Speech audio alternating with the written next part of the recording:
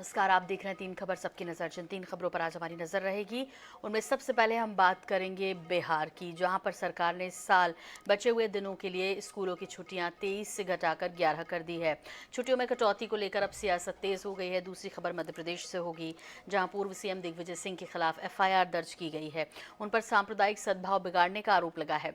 तीसरी खबर छत्तीसगढ़ से होगी, जहां रेलवे ने छत्तीसगढ़ से गुजरने वाली 24 ट्रेनों को रद्द कर दिया है। तो ये तीन खबरें हैं जिन पर हमारी विशेष नजर रहेगी। विस्तार से इन पर चर्चा करेंगे। सबसे पहले बात बिहार की कर लेते हैं, जहां छुट्टियों पर सियासत हो रही है जम के। बिहार सरकार के एक फैसले पर बवाल है। दरअसल इस वक्त बिहार सरकार ने इस साल के बचे हुए दिनों के लिए स्कूलों की छुट्टियां 23 से घटाकर 11 कर दी हैं। इसे लेकर शिक्षा विभाग की ओर से नोटिफिकेशन भी जारी कर दिया गया है, जिसके मुताबिक इस साल सितंबर से दिसंबर महीने के बीच त्योहारों पर 11 दिन ही स्कूल बंद रहेंगे। सितंबर से दिसंबर के बीच छुट्टियों को लेकर जारी नए कैलेंडर के मुताबिक अब 30 अगस्त को स्कूलों में रक्षाबंधन की छुट्टी नहीं है।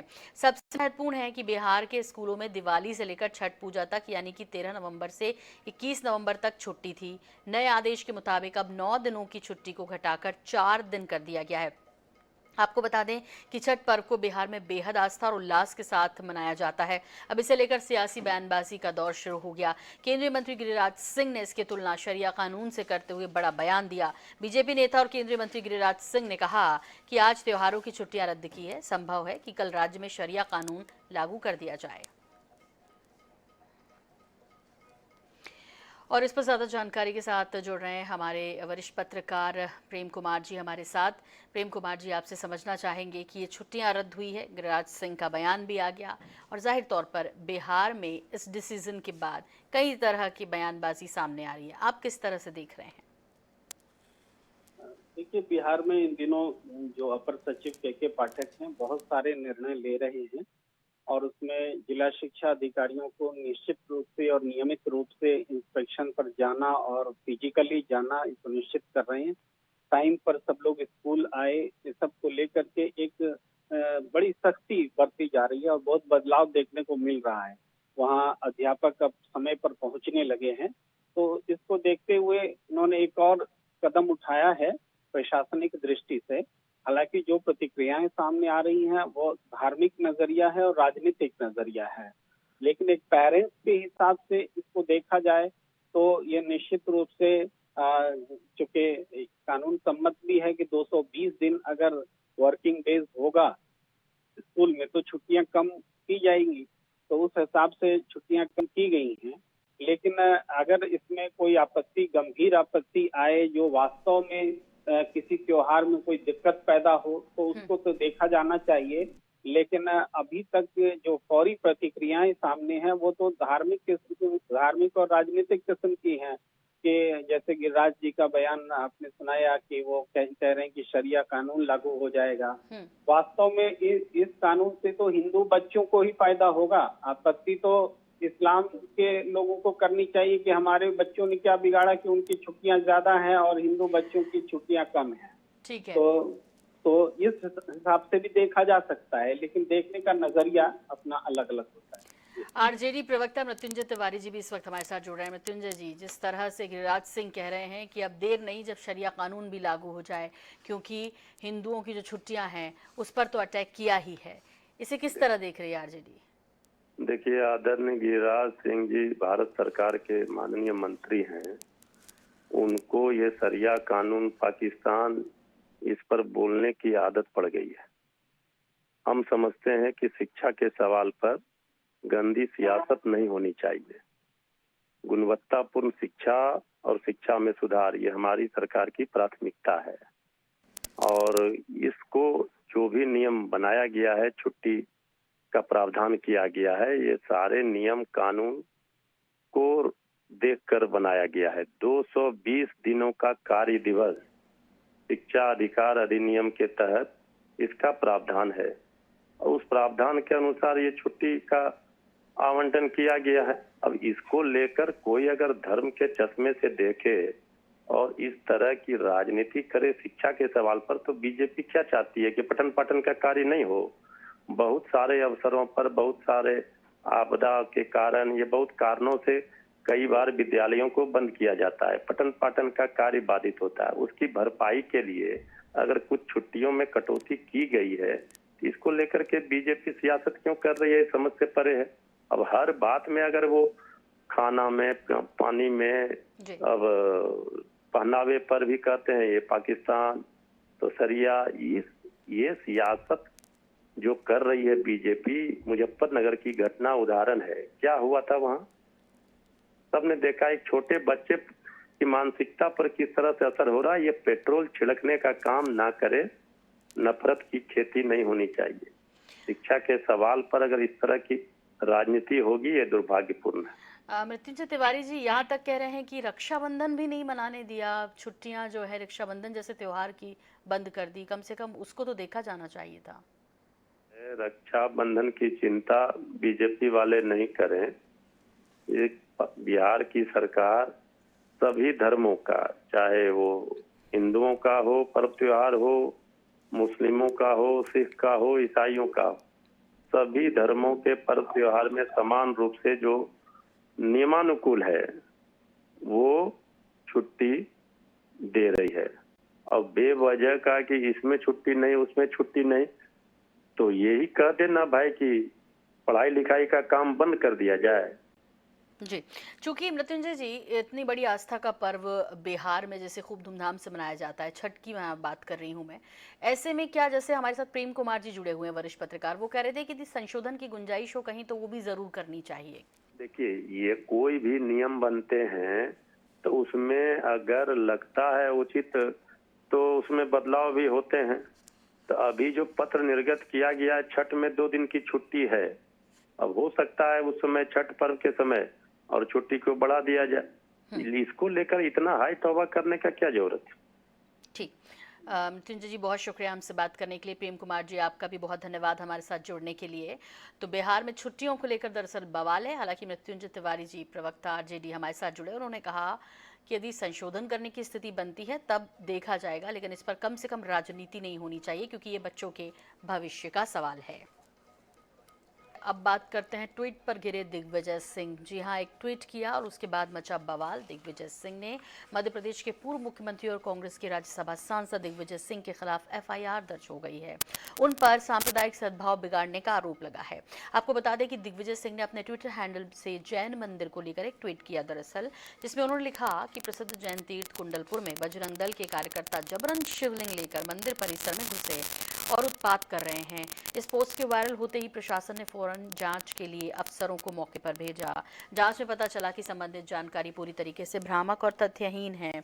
इसके बाद जैन समाज और हिंदू समाज के लोगों ने मंगलवार रात कोतवाली में एक आवेदन देकर दिग्विजय सिंह के खिलाफ एफआईआर दर्ज करने की मांग की। पुलिस ने वायरल पोस्ट में लिखी गई सभी तथ्यों की जांच की और उसके बाद दिग्विजय सिंह के खिलाफ धारा 153, 505 और 177 आईपीसी के तहत अपराध दर्ज कर लिया गया।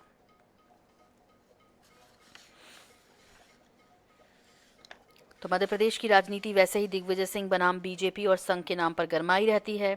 ऐसे में कांग्रेस नेता और पूर्व मुख्यमंत्री दिग्विजय सिंह के निशाने पर लगातार बीजेपी और संघ परिवार रहता ही है और उनके बयान पर विवाद भी अक्सर खड़े होते रहते हैं।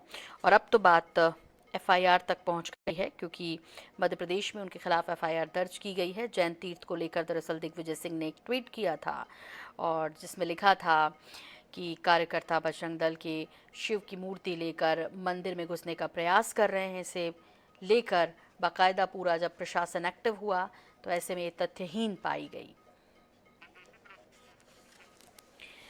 और इस पर ज़्यादा जानकारी के लिए, साथ ही साथ अपनी प्रतिक्रिया देने के लिए बीजेपी प्रवक्ता नेहा बग्गा जी हमारे साथ जुड़ रही हैं। नेहा जी, आपसे समझना चाहेंगे, हालांकि जिस तरह से एफआईआर दर्ज हुई है और बजरंग दल का आरोप भी है कि सांप्रदायिक सद्भाव बिगाड़ने की पूरी कोशिश दिग्विजय सिंह की थी, क्या कुछ प्रतिक्रिया आपकी तरफ से? ये पहली बार नहीं है कि श्रीमान दिग्विजय सिंह जी ने भ्रम पैदा करने का, झूठ फैलाने का काम किया है। दिग्विजय सिंह जी एक रेगुलर ऑफेंडर हैं और इस प्रकार के काम पहले भी करते रहे। पूर्व में भी आपने देखा होगा कि एक मस्जिद के ऊपर झंडा दिखा दिया उन्होंने भगवे रंग का, उसके ऊपर भी उन्होंने फिर उस ट्वीट को वापस डिलीट किया। तो इस प्रकार की गतिविधियों में दिग्विजय सिंह सदैव से रहे हैं, चाहे हिंदू आतंकवाद का मामला हो, चाहे हिंदू सैपरन टेररिज्म को गढ़ने का काम हो, या फिर जो राष्ट्रवादी दल है, जो राष्ट्रवादी संगठन है, उनके ऊपर झूठे आरोप लगाने का मामला हो।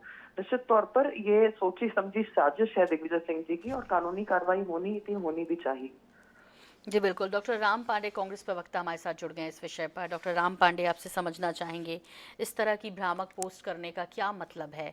सांप्रदायिक सौहार्द बिगाड़ती है बीजेपी, अक्सर बोला जाता है, लेकिन इसमें इनिशिएट कौन कर रहा है? जी सॉरी मैडम, मैं देख नहीं पाया, आप ही बता दीजिए क्या लिखा है उन्होंने। जी बिल्कुल। जिस तरह से ये ट्वीट उन्होंने किया और उन्होंने लिखा कि जैन मंदिर में बजरंग दल के जो कार्यकर्ता है वो ज़बरदस्ती पिंडी लेकर घुसने का प्रयास कर रहे हैं। हालांकि जैसे ही उन्होंने ट्वीट किया उसके बाद प्रशासन एक्टिव हुआ। जब सब देखा गया तो पाया ये गया कि ये तथ्यहीन है, ऐसा कुछ भी नहीं है, और इसीलिए फिर बजरंग दल ने जाकर शिकायत दर्ज कराई, FIR दर्ज करवाई। जी जी जी, तो देखिए पहली बात तो दिग्विजय सिंह जी जो बोलते हैं वो सच बोलते हैं। जब हम गहराई में जाएंगे तो उसमें सच्चाई निकलेगी। अब FIR का तो ऐसा है ना, हमारे देश में ब्रजभूषण सिंह पर तो FIR होती नहीं है, जो ओलंपिक महिलाओं के साथ दुष्कर्म करता है। मणिपुर में महिलाओं को निर्वस्त्र घुमाया जाता है, उन पर तो FIR होती नहीं है। डॉक्टर लेकिन राम पांडे, सवाल इसका नहीं है, FIR नहीं होती अपने आप में एक अलग विषय है, लेकिन अभी जो सवाल है वो ये कि क्या इससे मध्य प्रदेश का माहौल खराब नहीं होगा? तो बीजेपी करती है ना। देखिए जहां चुनाव आते हैं वहां बीजेपी दंगे करती है। बंगाल में चुनाव थे वहां दंगे किए, कर्नाटक में चुनाव हुए वहां दंगे किए, दिल्ली में चुनाव थे वहां दंगे किए, यूपी में चुनाव हुए वहां दंगे किए। जब चुनाव आते हैं तो बीजेपी का काम ही है दंगा करना, और हमारा काम है कि कैसे भी सौहार्द बना रहे, कहीं भी दंगा ना हो, लोग आपस में मिलजुल कर रहें, प्यार से रहें। तो ये हमारा काम है, बीजेपी का काम है। बीजेपी कर रही है दंगे फैलाने का। डॉक्टर हमारा राम काम है पांडे, दंगे जब इसकी रोकने का। तस्दीक की गई तो प्रशासन को कुछ भी नहीं मिला। आप बीजेपी पर तो आरोप प्रत्यारोप कर सकते हैं, लेकिन क्या प्रशासन की कार्रवाई पर भी आपको सवाल है? उस पर भी प्रशासन शक है? बीजेपी की जेब में है। बीजेपी जो कहेगा वही तो प्रशासन बोलेगा। आप मीडिया वहां गया क्या चेक करने के लिए? भाई प्रशासन तो वो बोलेगा जो मुख्यमंत्री कहेगा, भारतीय जनता पार्टी कहेगी। तो विश्वास तो आप किसी पर भी नहीं करते ना, तो फिर कोई भी जाए उससे फर्क क्या पड़ता? नेहा जी, इस पर जवाब चाहिए। उन्होंने कहा कि जेब में है प्रशासन, तो भाई वो तो जैसा कहते हैं वैसा करते हैं। माहौल बिगाड़ने का काम बीजेपी करती आई है और इसीलिए कुछ गलत नहीं किया दिग्विजय सिंह ने। देखिए, एक बात बहुत स्पष्ट है कि पूर्व में भी दिग्विजय सिंह जी ने इस प्रकार के फर्जी ट्वीट किए हैं और ये प्रमाणित हुए हैं। इस बार भी उन्होंने इसी प्रकार का प्रयास किया, एक राष्ट्रवादी दल को इस प्रकार से बदनाम करने का प्रयास किया है, और तथ्यों में कुछ नहीं निकल कर आया। झूठा एक जो इन्होंने ट्वीट किया है दिग्विजय सिंह जी ने, वो सामने आया है। निश्चित तौर पर जब इस प्रकार की भ्रामक परिस्थिति पैदा करने का काम दिग्विजय सिंह जी करेंगे तो कार्रवाई भी होगी, FIR भी होगी, और प्रशासन जो है वो अपना काम करेगा।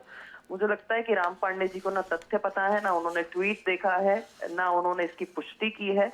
बस वो जुड़ गए हैं आपके चैनल पे, तो मैं आग्रह करूंगी कि वो भी पुष्टि करें और कांग्रेस पार्टी सामने आकर माफी मांगे कि किस प्रकार से डॉक्टर राम पांडे, इस पर आपका काउंटर चाहिए। और वाकई में देखिए, इतने जिम्मेदार हैं, सांसद हैं और पूर्व CM भी रहे मध्य प्रदेश के। ये राजनीतिक लड़ाई अपनी जगह, लेकिन सांप्रदायिक सौहार्द का जो माहौल है वो बना रहे, ये जिम्मेदारी भी तो है नागरिक होने के नाते। देखिए ट्वीट मैंने देखा नहीं है, आपने कहा, मैंने विश्वास कर लिया, क्योंकि मैं आपको मानता हूं कि आप सच बोल रही हैं। यदि यही बात बीजेपी बोलती तो हो सकता है मुझे डाउट होता। मैं ये मान के चल रहा हूं कि ये ट्वीट किया हुआ है, लेकिन ये जो FIR है, आज बताइए कोई आदमी FIR करने जाता है थाने में तो कभी FIR नहीं होती। कोई गरीब आदमी चला जाता है तो ठीक है, लेकिन हमारे नेता पर तुरंत FIR होती है और पूरे प्रदेश में 50 जगह FIR हो जाती है। हम काम क्या कर रहे हैं भाई? दिग्विजय सिंह जी हो, हमारा काम है कि प्रदेश के अंदर, देश के अंदर सौहार्द बना रहे, और प्रशासन तो भारतीय जनता पार्टी की जेब में है। जैसा भारतीय जनता लेकिन पार्टी इसकी शुरुआत किसी को तो करनी पड़ेगी डॉक्टर राम पांडे, और कम से कम यदि आप आरोप लगाते हैं तो शुरुआत आपसे होगी तो और बेहतर रहेगा। फिर आरोप लगाना और आसान हो जाता है और लोग समझते भी, उतनी गंभीरता से लेते भी हैं। बहुत शुक्रिया फिलहाल आप दोनों का, नेहा जी आपका भी और डॉक्टर राम पांडे आपका भी बहुत शुक्रिया। अब तीसरी और आखिरी खबर का रुख कर लेते हैं। असुविधा के लिए खेद है, ये हम नहीं, ये कह रहे हैं दरअसल रेल प्रशासन। रक्षाबंधन के पर्व पर रेल यात्रियों को एक बार फिर झटका लगा है। रेलवे ने छत्तीसगढ़ से गुजरने वाली 24 ट्रेनों को रद्द कर दिया है, जबकि 5 ट्रेनों के कैंसिलेशन को बढ़ाते हुए 31 अगस्त से 8 सितंबर तक करा दिया गया। आज से 8 सितंबर तक बिलासपुर भोपाल एक्सप्रेस नहीं चलेगी। रेल प्रशासन की ओर से कहा गया है कि इंफ्रास्ट्रक्चर और डेवलपमेंट के काम को तेजी से पूरे करने के प्रयास हो रहे हैं, जिसके लिए ट्रेनों का परिचालन प्रभावित हो रहा है। रहा है। इससे यात्रियों को असुविधा हो रही है, लेकिन काम पूरा होने के बाद रेलवे ने बेहतर यात्री सुविधा मिलने का भी दावा किया। रेलवे ने कहा कि बिलासपुर रेल मंडल के शहडोल रुपौन सेक्शन के बीच बंदवा बारा रेलवे स्टेशन में तीसरी रेल लाइन में नॉन इंटरलॉकिंग का काम किया जा रहा है। रेलवे ने 1 माह के भीतर 8 बार जो है वो ट्रेनों को रद्द कर दिया। हाल फिलहाल की बात करें तो 8 सितंबर तक 24 ट्रेनों को यहां पर रद्द किया गया, जिसमें एक्सप्रेस लोकल ट्रेनें जो है वो शामिल है। कुछ यात्री आप देख सकते हैं यात्री किस प्रकार से परेशान हो रहे हैं।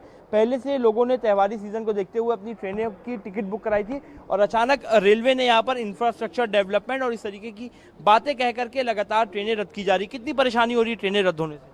बहुत परेशान हो रही है। और मैं आज़ाद हिंद एक्सप्रेस से बडनेरा जा रहा था, 1.5 घंटे से बैठा हूँ। अभी 1:30 बजे का टाइम बता रहा, काफ़ी लेट ट्रेन है। क्या लगता है, अब ट्रेनें लगातार रद्द हो रही हैं तो ऐसे में क्या बस को वैकल्पिक व्यवस्था में यूज़ करेंगे? बस नियरेस्ट के लिए, डिस्टेंस के लिए बस वैकल्पिक सही है। क्या कहेंगे, बार बार इंफ्रास्ट्रक्चर डेवलपमेंट की बात कही जाती है और ट्रेनें रद्द हो रही है, वो तो जरूरी है, इंपॉर्टेंट डेवलपमेंट। क्या कब से इंतजार कर रहे हैं? ट्रेनें रद्द होने से कितने परेशान? अरे सर, हम अभी 2 घंटे हो गए वेट कर रहे हैं। ट्रेन रद्द होने से बहुत काफ़ी दिक्कत हो रहा है। तो अगस्त माह में बात करें तो 1 माह के भीतर रेलवे ने 70 से ज़्यादा ट्रेनों को जो है वो रद्द किया है। वहीं हाल ही में अब 8 सितंबर तक यानी कि त्योहारी सीजन भी जो लोगों का है वो काफ़ी मशक्क़तों से गुजर रहा है, क्योंकि ट्रेनों के रद्द होने का सिलसिला जारी। 24 ट्रेनें एक साथ रद्द कर दी गई हैं। बहरहाल देखना होगा इस व्यवस्थाओं को कब तक रेलवे द्वारा दुरुस्त कर लिया जाएगा। कैमरामैन इकराम कुरैशी के साथ मोहम्मद हसन, NH 24/7, रायपुर।